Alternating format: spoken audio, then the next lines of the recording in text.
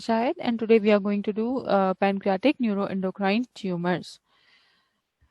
Okay, so pancreatic neuroendocrine tumors, uh, PAN-NETs, the preferred term for tumors of the pancreatic islet cell tumors is pancreatic neuroendocrine tumors. So, as we all know, the pancreas consists of an endocrine pancreas and an exocrine pancreas. So, today we are going to do the tumors of the endocrine pancreas. The endocrine pancreas it comprises of the of the islands of Langerhans and with alpha, beta, gamma, and delta cells present in it.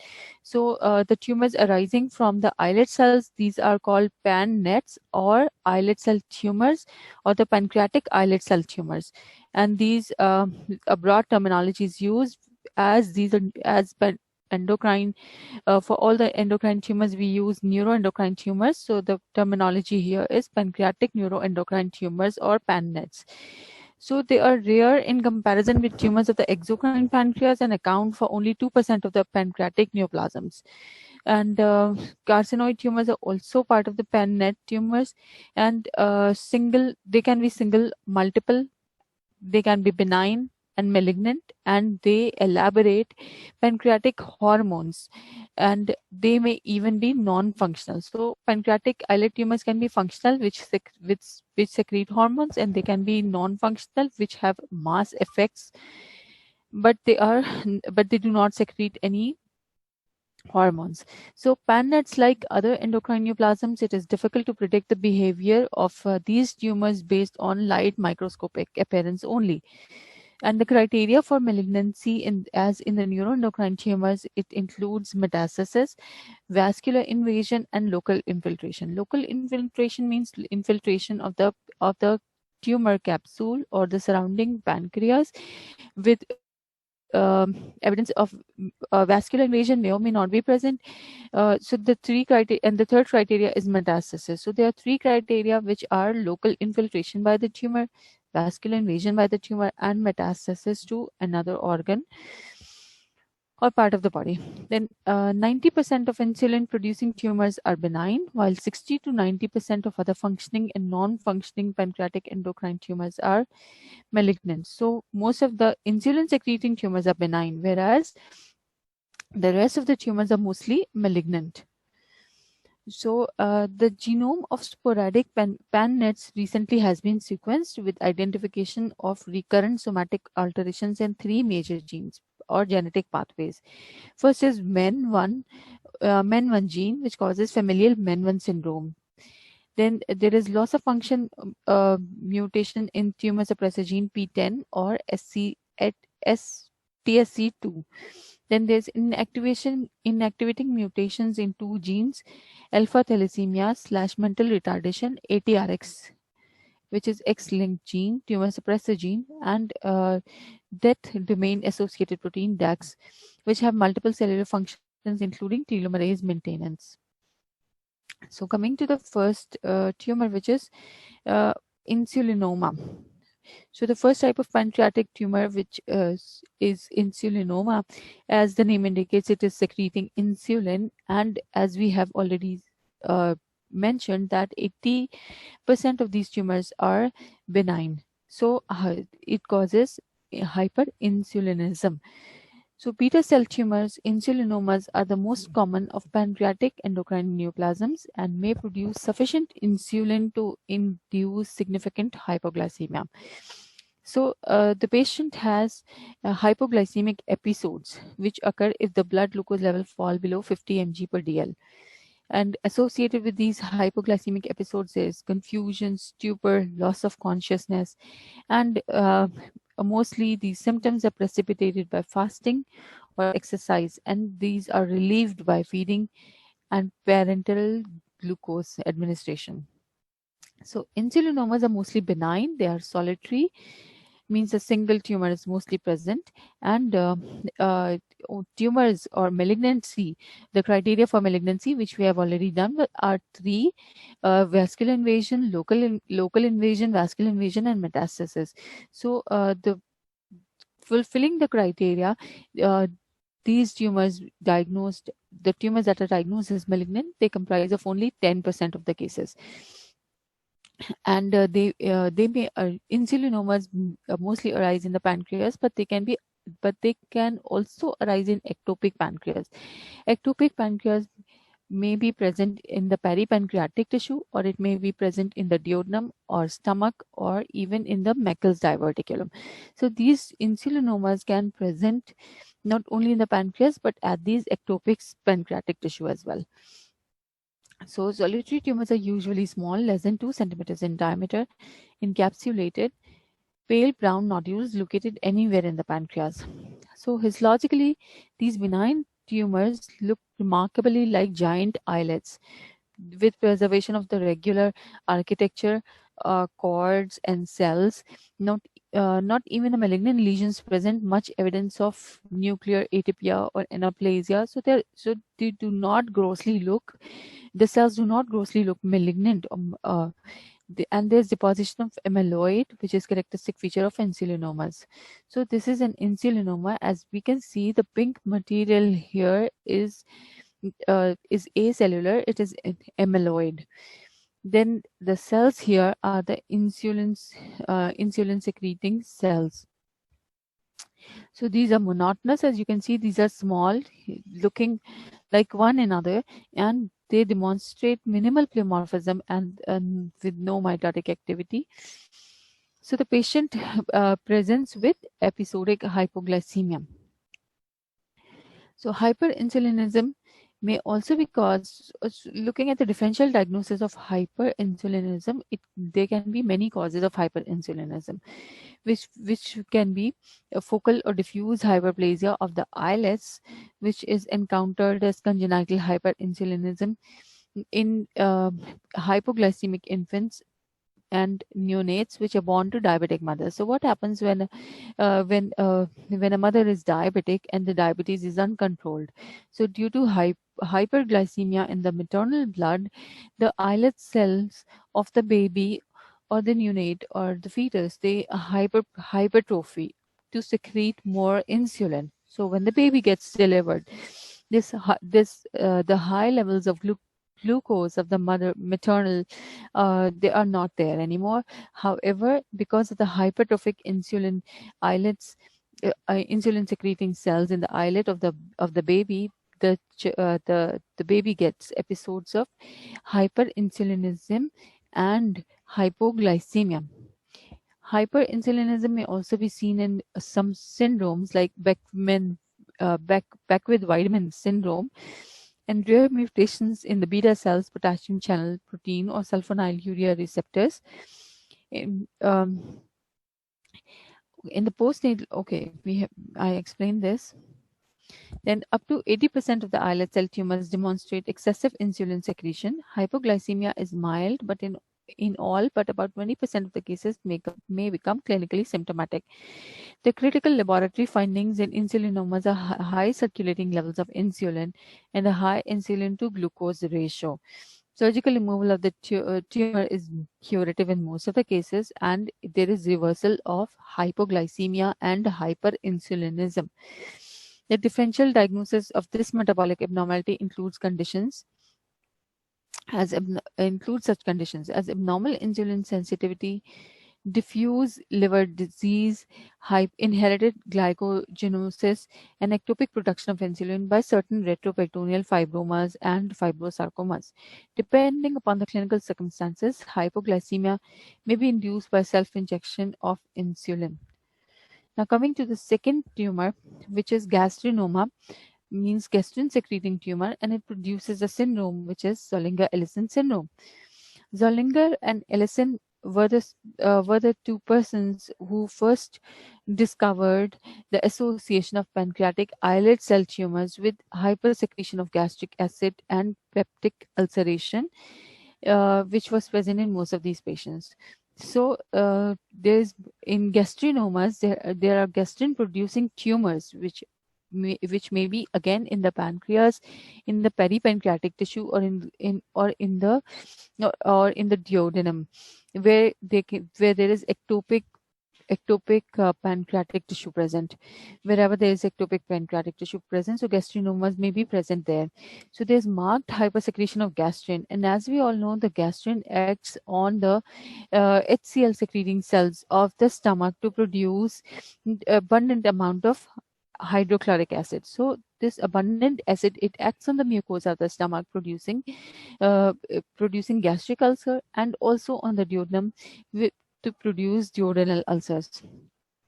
So in Zollinger-Ellison syndrome, hypergastrinemia gives rise to extreme gastric acid secretion, which causes peptic ulceration in the gastric and duodenum. So most of the time, these ulcers are multiple and unresponsive to therapy. The ulcers may occur in unusual locations, like apart from duodenum, they may be present in jejunum. When intractable jejunal ulcers are present, Zollinger-Ellison syndrome must be considered. In more than 50% of the patients have diarrhea and in 30% presenting symptoms. More than half of the gastrin-producing tumors are locally invasive. So as we did get that, most of the insulinomas are benign, whereas the rest of the tumors are mostly malignant. So more than half of these producing are gastrin-producing tumors or gastrinomas are malignant. So they are locally invasive. They may present with vascular invasion, may present with metastasis, and some of the tumors may already have metastasized once they are before they are diagnosed. So MEN1 associated gastrinomas are frequently multifocal. As with insulin secreting tumors of the pancreas, gastrin producing tumors are bland and rarely show marked anaplasia. So treatment is control of the gastric acid secretion by the use of sodium potassium ATPase inhibitors and the excision of the neoplasm. Total resection of the neoplasm eliminates the syndrome.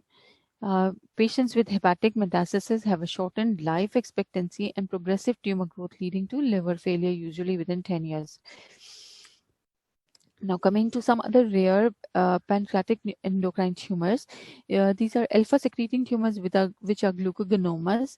Then so as these glucogenomas, they secrete excess glucagon, so there is a patient presents with hyperglycemia, obviously. So hyperglycemia causes a secondary diabetes mellitus, and also there is a characteristic skin rash which is called necrolytic migratory erythema, and the patient also has anemia. So glucogenomas most frequently occur in perimenopausal and postmenopausal women and is characterized by extremely high plasma glucagon levels. Then delta cell tumors, which are somatostatinomas. So delta cell tumors, they secrete somatostatin, and this may result in diabetes mellitus, cholelithiasis, as somatostatin has role in the bile acid metabolism. So it may produce cholelithiasis, tituria, and hypochlorhydria. They are exceedingly difficult to localize operatively, and most of these are malignant and diagnosed on the basis of high somatostatin levels, and obviously CT and MRI scans. Then they may produce then VIPomas producing watery diarrhea, hypokalemia, achlorhydria, WDHA syndrome. It induces characteristic syndrome which is caused by vasoactive intestinal peptide from the tumor. Some of these tumors are locally invasive and metastatic. A VIP assay should be performed on all patients with severe secretory diarrhea. Then neural crest tumors such as neuroblastomas, ganglioneuroblastomas, and ganglioneuromas and pheochromocytomas can also be associated with VIPomas. Then pancreatic carcinoid tumor. Pancreatic carcinoid tumors produce serotonin, and an atypical carcinoid syndrome are extremely rare. So pancreatic polypeptide secreting endocrine tumors present as mass lesions, as even high plasma levels of this hormone fail to cause symptoms. Some pancreatic and extrapancreatic endocrine tumors produce two or more hormones.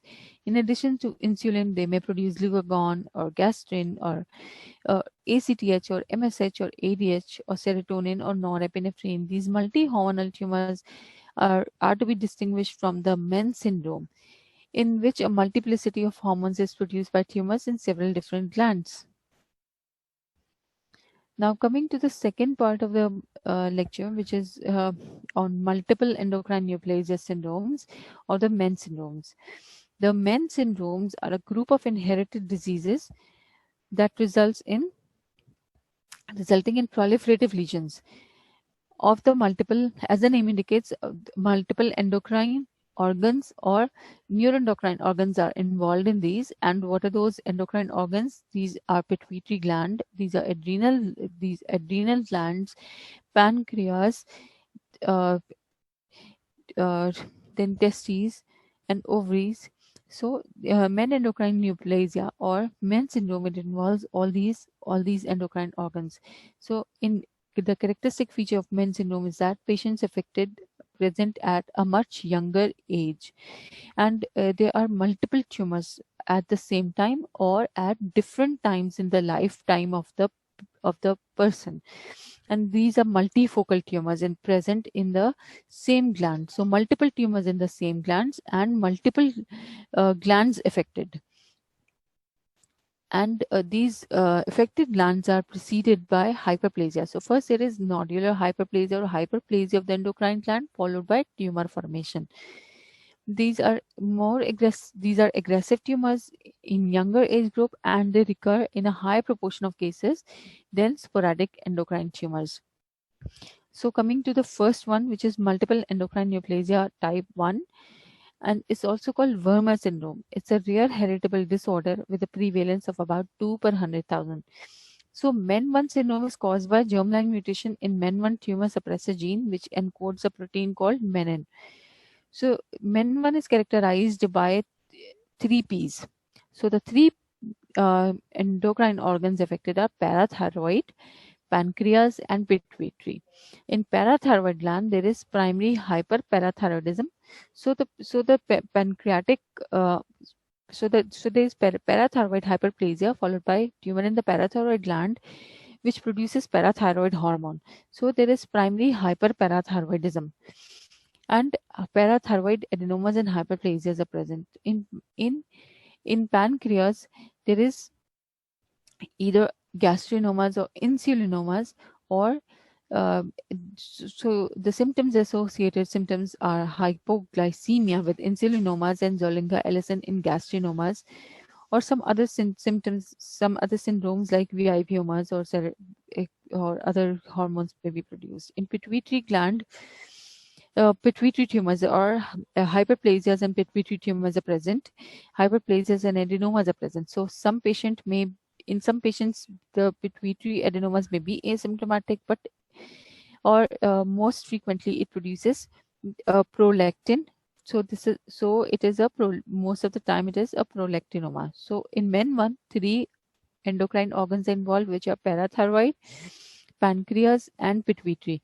So MEN1 may extend beyond the three Ps. The duodenum is the first site of gastrinomas in individuals with MEN1, far in excess of the frequency of pancreatic gastrinomas. So apart from the pancreas, the gastrinomas may arise in the duodenum as well. Then carcinoid tumors may arise, and thyroid and adrenal cortical adenomas and lipomas may also be seen in MEN1 syndrome, apart from these three Ps, which are parathyroid, pancreas, and pituitary. Now coming to multiple endocrine neoplasia type 2, MEN2B. So the MEN1, we saw that it is associated with germline mutation of menin gene. In MEN2, there are two types. There are MEN2A and MEN2B. MEN2A, there are three types: MEN2A, MEN2B, and familial medullary thyroid cancer. MEN2A, which is also called Sippel syndrome, there is a pheochromocytoma. Pheochromocytoma, as we all know, it's a tumor of the adrenal medulla producing adrenaline and noradrenaline. Most of the time, it's noradrenaline. So pheochromocytoma, medullary carcinoma of the thyroid gland, and parathyroid hyperplasia. So the three organs most commonly affected are adrenal medulla, thyroid, where it produces medullary carcinoma, and the parathyroid hyperplasia.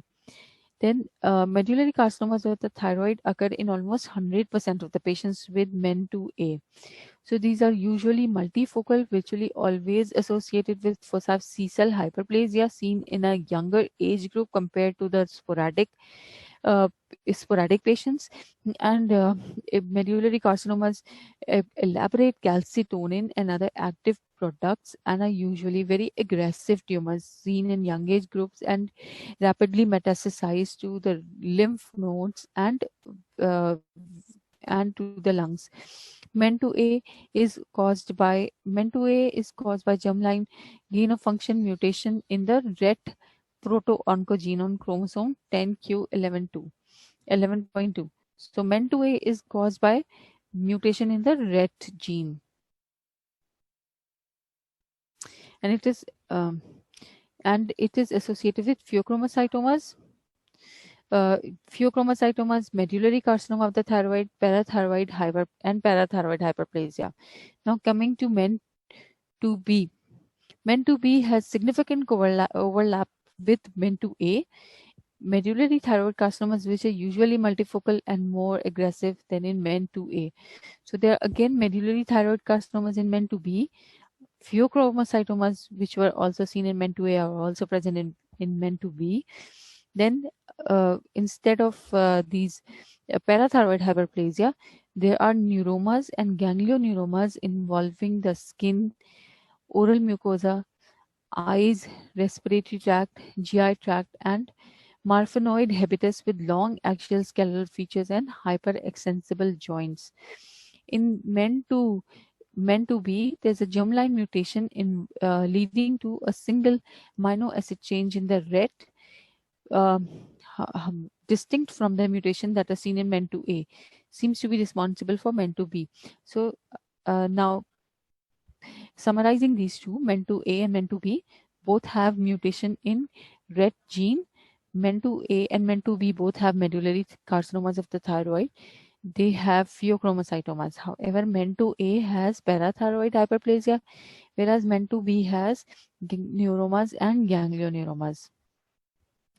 Now coming to the third type of the MEN2, which is familial medullary thyroid cancer.